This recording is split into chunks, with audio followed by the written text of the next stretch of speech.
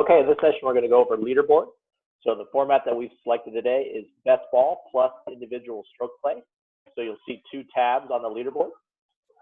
We can just toggle back and forth between those two. Again, this is just our information. This is also known as sort of the back end or the behind the scenes leaderboard. There's also a public leaderboard that we're going to see. But as we start out here in the best ball format, what we're going to see is the position, team name, how many holes they've played, their gross score, net score, the gross skins, net skins, and there's some actions. We'll cover all this in a little bit. But looking at this as we scroll through,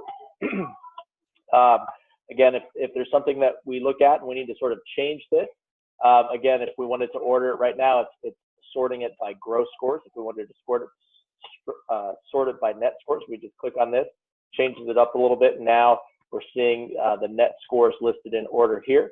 Let's say we're playing an event and we don't necessarily want to see anything gross because it looks a little bit intense. So what we're going to do here, we can go to this little cog wheel over here on the right side. And if we want to disable anything that would be gross, so we'll take out individual stroke gross, individual skins gross, best ball gross, and best ball skins. And now that'll just leave us with the net. So as we click this here, it makes our scoreboard just a little bit nicer. And then going back to the individual tab over here on this side too, you'll see that it also cleans that up on this side as well.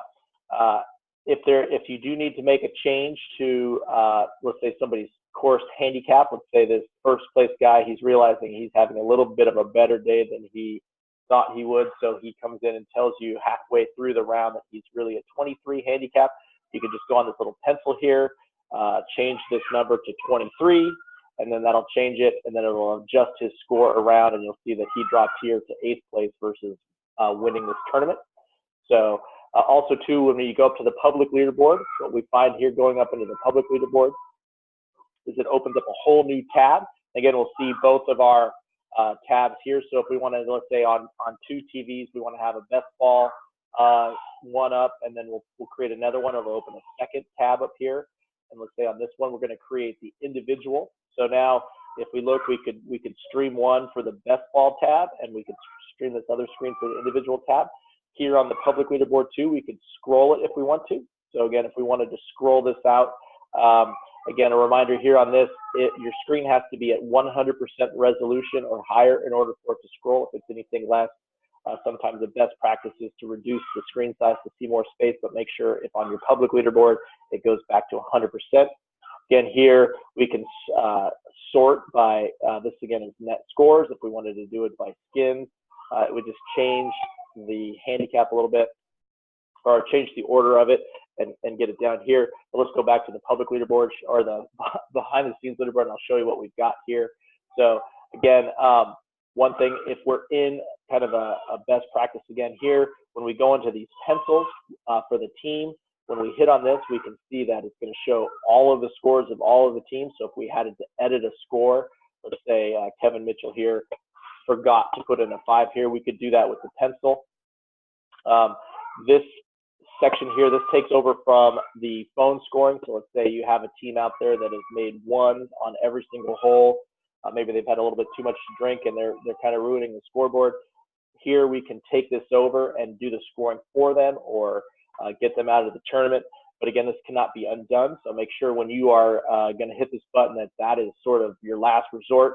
And then finally, the trash can is here. But one thing to note, that if you do delete a team with this trash can here, it's going to delete all of the players in the tournament. So again, we think a best practice here is to go back to the team assignment, find the Green Hills team here, and then just remove the team from the field here by right-clicking, and you can remove the team from the field doing it that way. Other things we can see on the leaderboard, again, these pencils here, if when the tournament finishes, you could automatically end the tournament if you want to. And then if you have selected auto tiebreaker for your team settings, these will all break up depending on the tie-breaking method you chose. But at the same time too, if you just want to sort of break ties as they go along, you can hit these pencils, and it's going to show the 2 teams that are in a tie. And let's say the way that you want to do it, the president of your club is Team Awesome, so you prefer him to finish 8 over Hills 9-9. And so we can drag and drop him up there and submit it. And And then when we do that, the pencils will, the T goes away, but it'll still show that there's an opportunity for a tie there.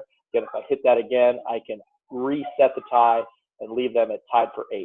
So same thing here, going back to the individual side. What we look at here is, again, it can be all the same functions can be done here. Let's say, again, maybe we're not running an individual skins game here, so we don't really want to show that. We can take that off and just save it here, and now that'll show this way. When we go back up to our public leaderboards, that again is reflected in our individual leaderboard, and then it's also individual in our best ball leaderboard too. So that is scoreboards.